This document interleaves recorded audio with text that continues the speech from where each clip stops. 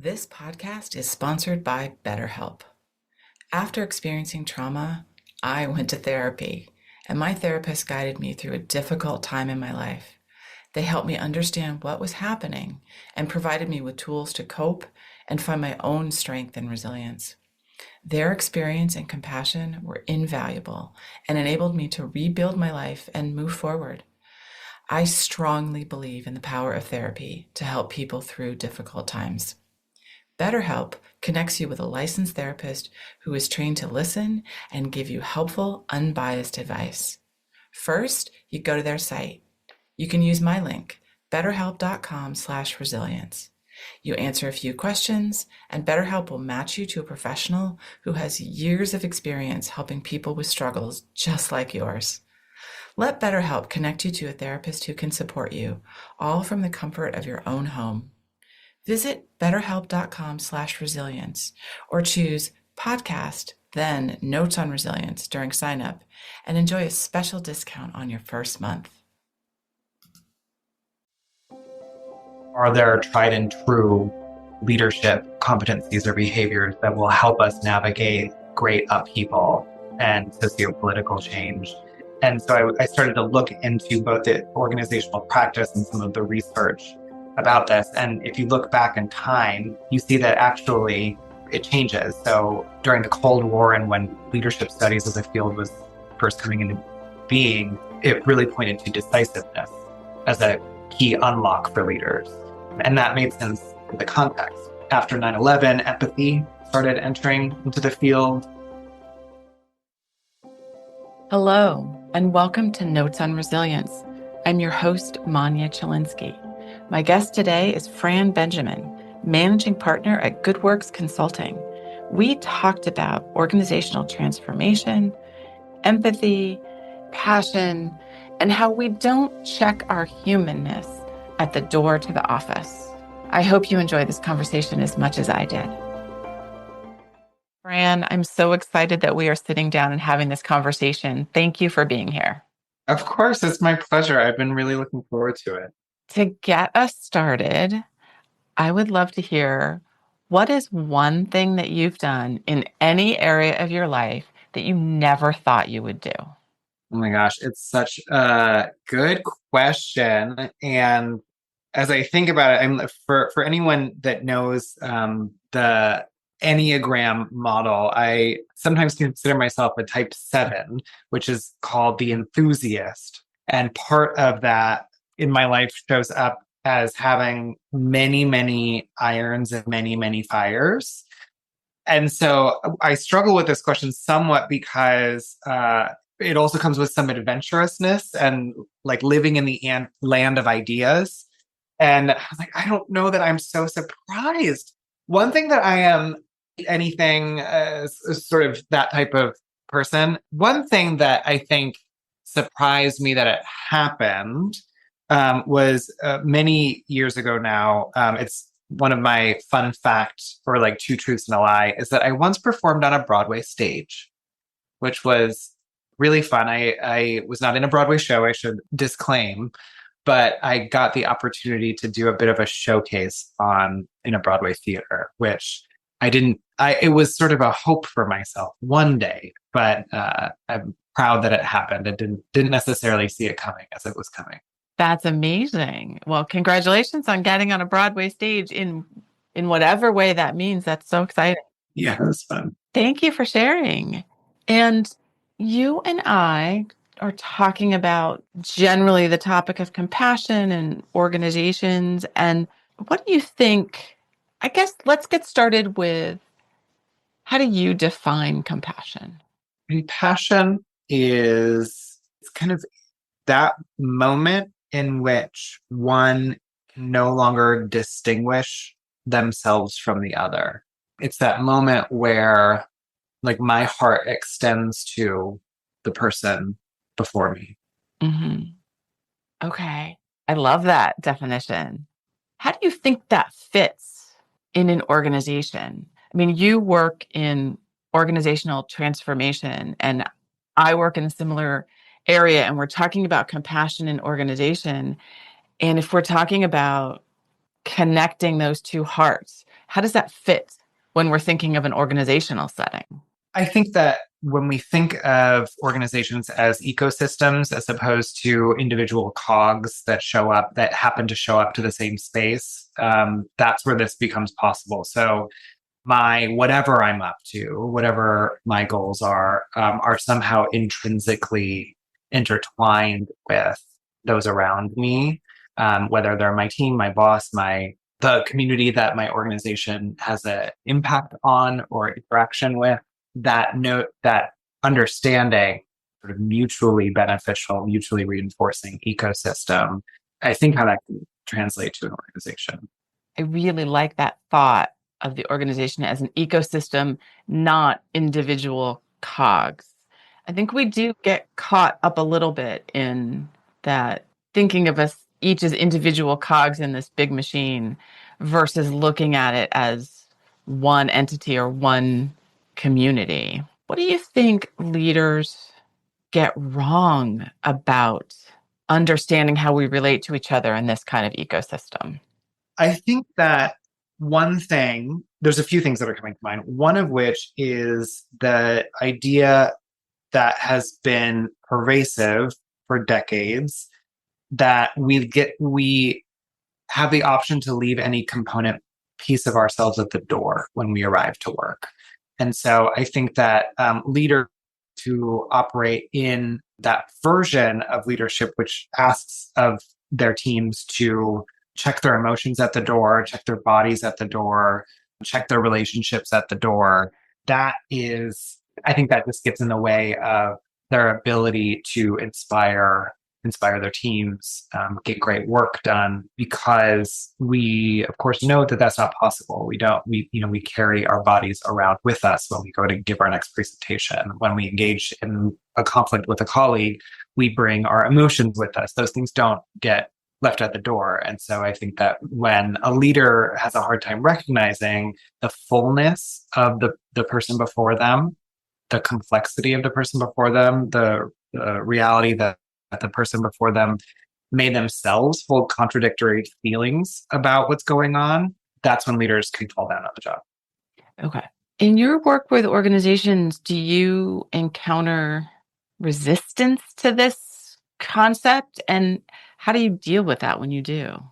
Yeah, I mean, I coach a number of leaders, and it's not so atypical that I'll be working with a leader and ask them, how do they feel about what's happening for them? So let's say they just went through a reduction in force or a layoff, or they've just received community feedback that the organization that they work for has somehow harmed the community.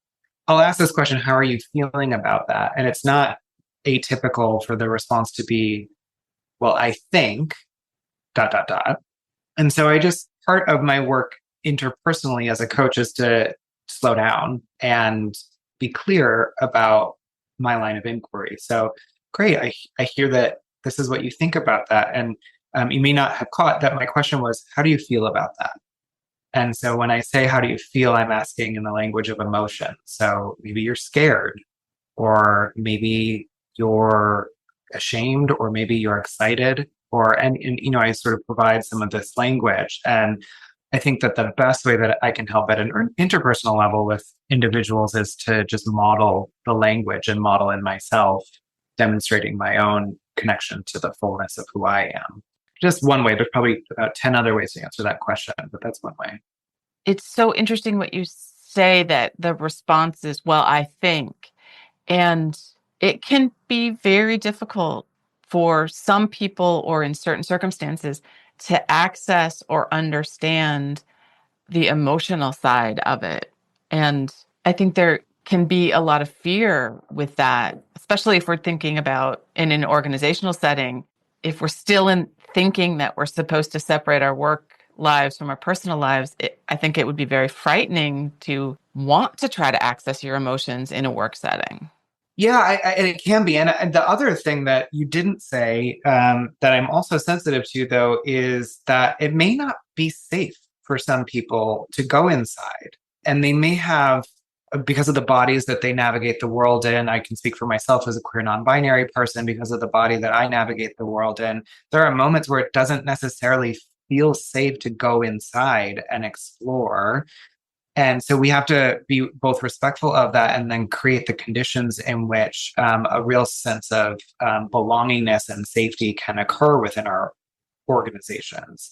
But then there is also the more kind of, let's call it commonplace and maybe less trauma informed fear of just tapping in to that part of myself when the culture has asked of us for so long to not tap into the emotional components of who we are in a work setting.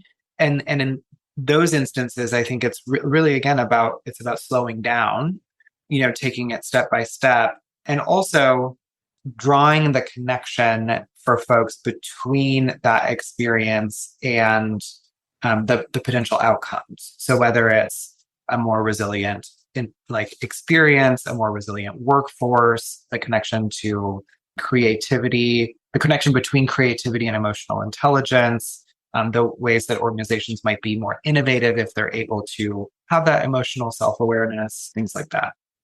Right. I appreciate you naming the assumption that I made there. It was an environment of trust and psychological safety. And when you're not in those spaces, whether you want to access your emotions or not is not the relevant question. Sure. Yeah. Yeah, well put. What do you think that leaders are getting right when they're thinking about building those environments where there's trust and psychological safety?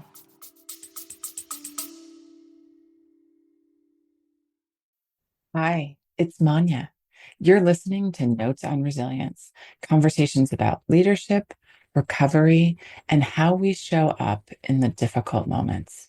If something here hits home, or if you're navigating a crisis, or you're seeing something in your team you want to talk through, I'd love to hear from you. You can get in touch at my website, manyachilinsky.com. Now, back to the episode. I've seen over the past 20 years leaders much more willing to share of themselves and much more willing to role model failure, creating the conditions for failing safely. I would love to see a lot more of it. But I will just say, kind of as I look back on my career, that I have some folks that I can visualize in my mind right now. And it's even hard to imagine them standing up in front of a room and saying, I missed the mark. I can't quite bring the mental image picture to do that. And today I see it much, much more. And so I think that continuing on that trajectory of leaders asking for feedback, role modeling what it's like to fail and fail safely, and acknowledge that, and then share of themselves. And that was hard for me, whatever the narrative might be. I'm seeing more of that these days. Great. Are you seeing that? I am seeing that. I worry that I'm seeing it because I talk to executives in the kind of organizations that already on some level understand the need for compassion and psychological safety. And I fear that there are still many out there that aren't embracing this. Yeah. I think it is kind of environment and sector and industry and all of that specific to some extent. How are we missing the mark in leadership development? Great question. I think perfunctory leadership development activities we're missing the mark. Sort of like the tried and true show up and learn about public speaking, learn about influencing skills, things like that. In one of the schools in which I'm trained, we talk about that as horizontal development, so like skill acquisition. And I think that leadership development programs that focus on that exclusively on that horizontal development, new skill acquisition, we're just getting better at what we're already doing. And I think that leadership development that happens on a vertical level, which is about stepping into the next stage of your development as an adult, deepening into excellence and grace when navigating complexity, this type of development that is more focused on whole human, how do I become the best version of myself? That's hard to programmatize, of course. But I think that some of the features that come with that is that it's never one and done. It is necessarily an ongoing practice and reflection. So having both, like I need to practice something different with my body and then reflect on the experience of having practiced it, which means it's usually a combination of outside in perspective, either with a coach or leaders receiving 360-degree feedback from their teams. It is usually peer coaching so that we're providing feedback to one another, always an element of social accountability. So here's what I've committed to, here's what the ecosystem can hold me accountable to, and that you're using multiple modalities to reach different leaders in terms of their own development. And that becomes about the work, not about a program that's being run. It becomes about how do we go accomplish the next big strategic feat as an organization, as a collective of leaders, but we're also employing these practices to try new leadership behaviors and getting feedback on them. Right, right. And as you were saying that, I was thinking about something that I hear is important, I know is important, and I hear from people that I talk to is important, is metrics and measurement. How can we effectively measure compassion, inclusivity, psychological safety in a way that satisfies the number crunchers? Yes. The short answer is yes, we can. And there's two ways to answer that question. The first is that it's been empirically studied. Was all three of those factors that you just mentioned have been studied in organizational context, and the sort of research behind it, the business case for it is ample, and happy to point people to it, but a Google search will do it. And then yes, within any individual organization, I think about levels measuring the success of any intervention that might try to enable compassion or enable inclusion. And those levels might be self-reflection. So I'm self-assessing over time my experience of these dimensions and my sort of adeptness with them. The next level might be, again, I'll come back to feedback, might be my environment's observation of my behavior relative to these dimensions. And then the kind of pinnacle level would be at an outcomes level. Like, can I measure changes in the organization's success by way of enterprise goals and somehow correlate them to these behaviors and the interventions that promoted them? So can we somehow measure broadly through an employee population an uptick in inclusion that also correlates with an uptick in productivity or an uptick in profitability or what have you? And that's some more advanced analytics, and larger organizations have sought to accomplish this, but it's possible.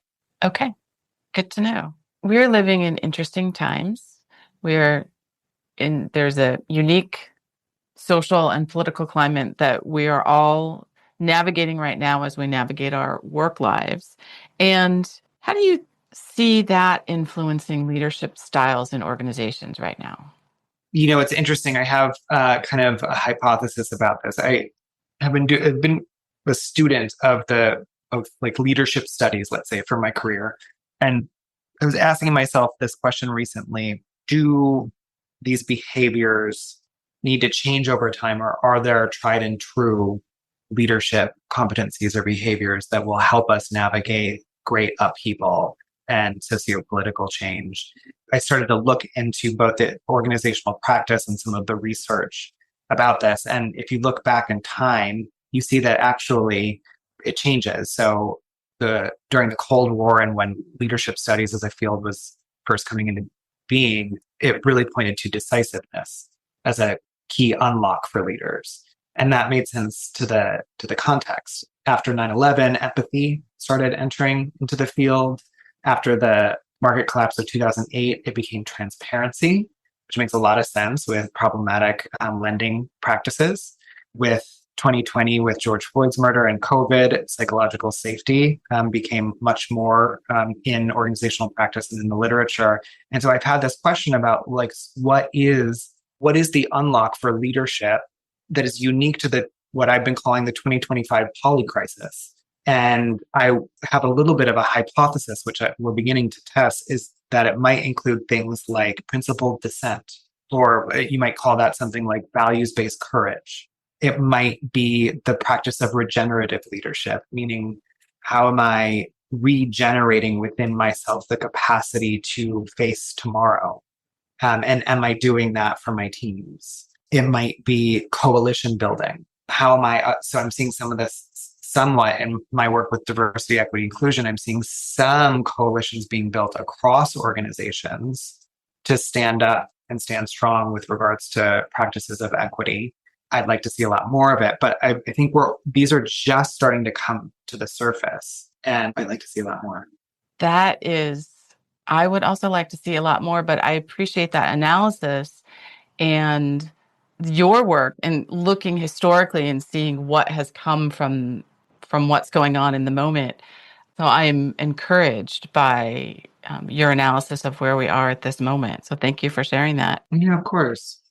What do you think is the biggest risk if organizations, don't get it? If they aren't inclusive, if they don't understand compassion and empathy, they don't build that psychological safety.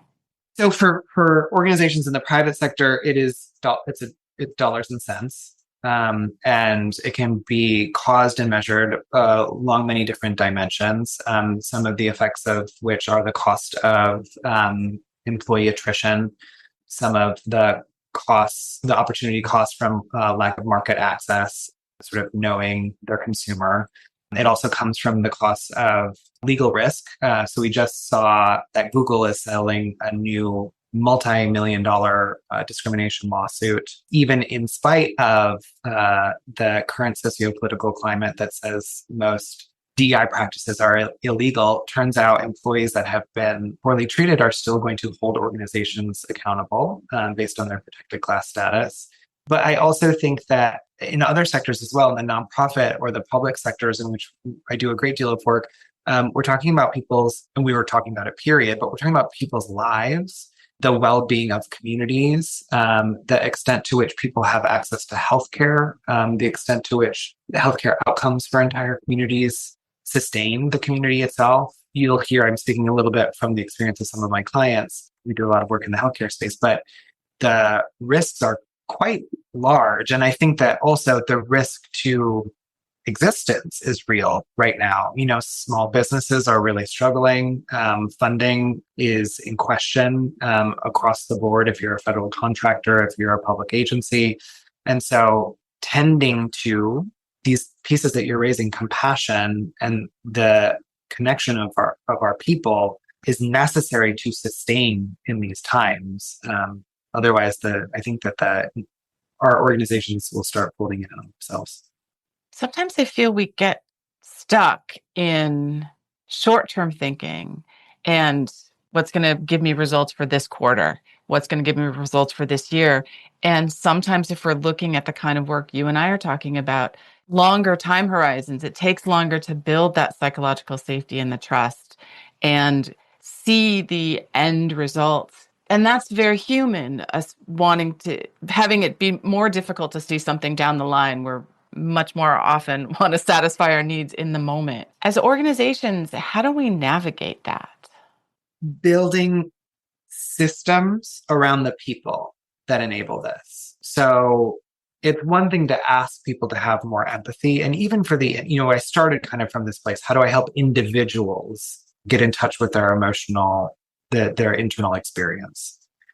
And that's critically important. What also matters is the systems that are built around that individual that continue to promote that over time, such that if any leader leaves the organization, there is still the understanding and emphasis on these practices. So whether it is we value leadership development in this way, and this is what leadership development looks like for us, here's how it gets programmatized, built into our incentive structures for compensation.